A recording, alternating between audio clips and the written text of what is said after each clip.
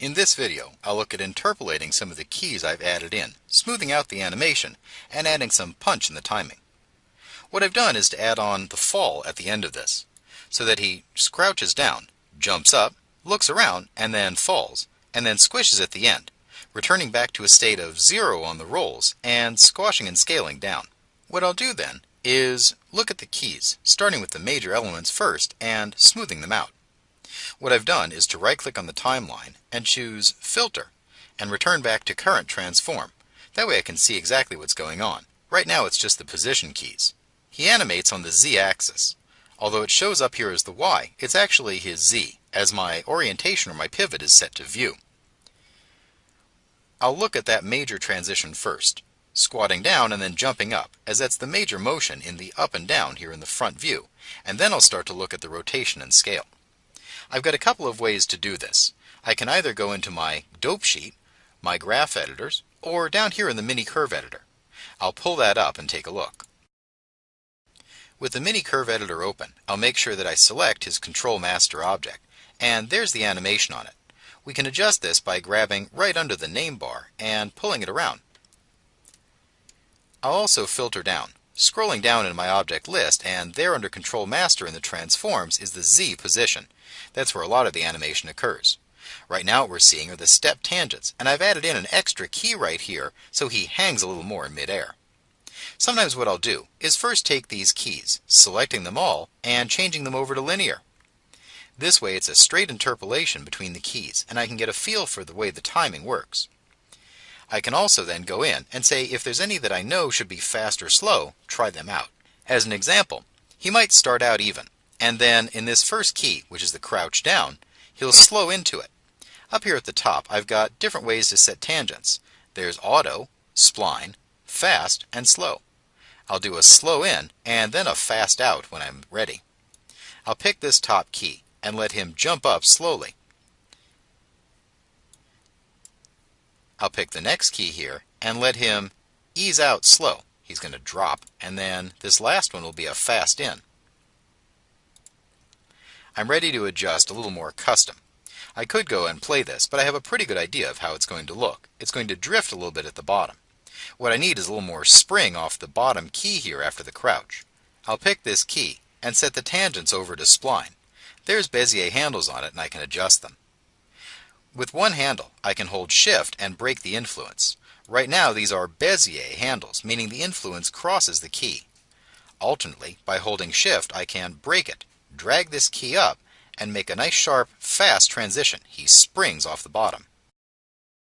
I'll look over any of my other keys that should be pretty obviously redirected. As an example, on the bottom he needs to come in fairly fast, so I'll pick this key and do the same thing, setting it over at spline and then adjusting these handles, picking it and holding Shift to break the influence. I can pull up and also in and out. For handles, the direction is dictated by, well, where you pull it.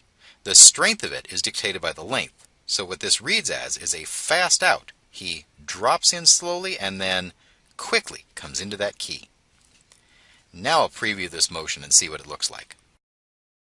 I've zeroed out the frames, and now I'm going to press play and see how it looks. I'll make sure I scroll back and see the full length of the animation. He crouches down, springs up, hangs, and drops. Not bad so far. You can see what I've adjusted and what still needs work. The scale is still set to stepped, but just the Z position has a nice move to it. He jumps up, looks down, and falls quickly. He even has a little bit of a hang at the beginning of the fall, which really fits in nicely with the startled and look down. I'll work over the other keys in the same way. I'll start now with the scale, as that squash and stretch is pretty important. Notice I'm looking at the major elements first in the interpolation, ignoring things like the choppy brow animation and eyelids for the moment.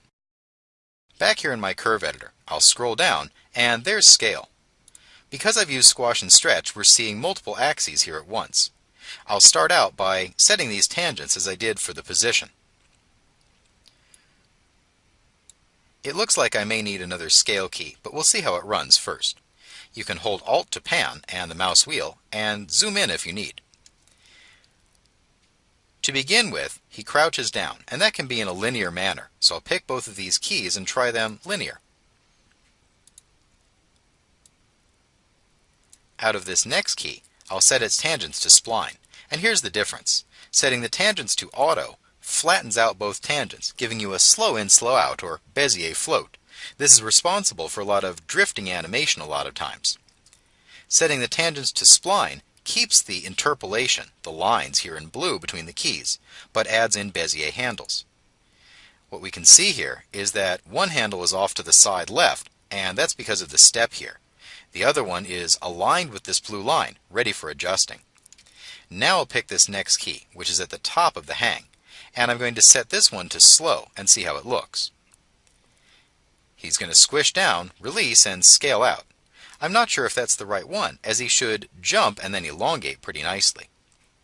I can also try this as fast and see how it behaves.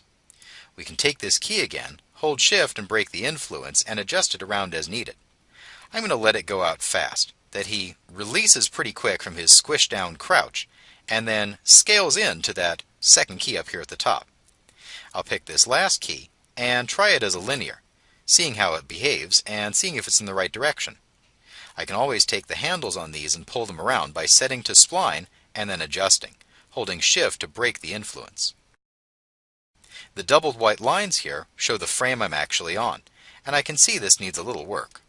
I'll zoom in and hold Shift, pulling this handle around, adjusting that scale so he squishes back in a linear manner. Let's see if this worked. He starts out, squishes down, jumps up, elongates, and looks down. It looks like the elongation needs to happen a little bit sooner, as he's elongating while he's in the air. One more time back in the curve editor, and I'll isolate down to that scale, and there's that Z. It looks like I got the direction wrong, but it's an easy fix. I'm going to go fast out of this key, grabbing this handle and holding Shift and pulling it up.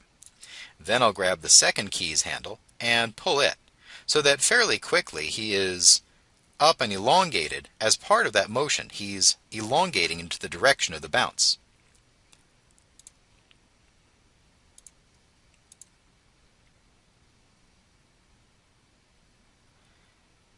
It seems to be working. At least the first part of the squish is in a good place, and I've got overlapping action. Those keys don't line up in the keyframe, so he squishes a little bit as he's moving. I've smoothed out some of that motion, and he hangs in the air and then starts to drop. I can continue working over the keys, and finally look at the keys for things like rolling, making sure that's a snappy motion as he realizes he's over. For other attributes, such as the custom ones I've added, they're under the Modified object in the Attribute holder, and there's the Custom Attributes. Here as an example is the Roll X. Those keys right now are still set to stepped, so I'll pick them and try them as linear and see what it looks like. As an alternate, I can set them to linear as a default interpolation, and then come back and make them spline, so I have handles aligned with the connection lines between the keys. My thought is that he needs to start out not rolled, look sharply one way, and then look sharply to the other. I'll pick this top key and set its tangents to fast. Then I'll pick this next key and set it to fast as well and see what it looks like.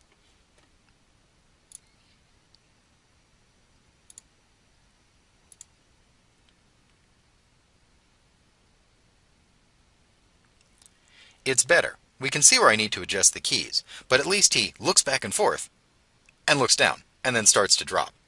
My animation is getting there, and we can see how it really takes some work to get the timing in the right place, so don't be afraid to take some time on it and push it around before you move on to even more subtle detail. Once the poses are blocked, get a basic interpolation in, and then start adjusting keys, looking for snappy timing that doesn't drift or float.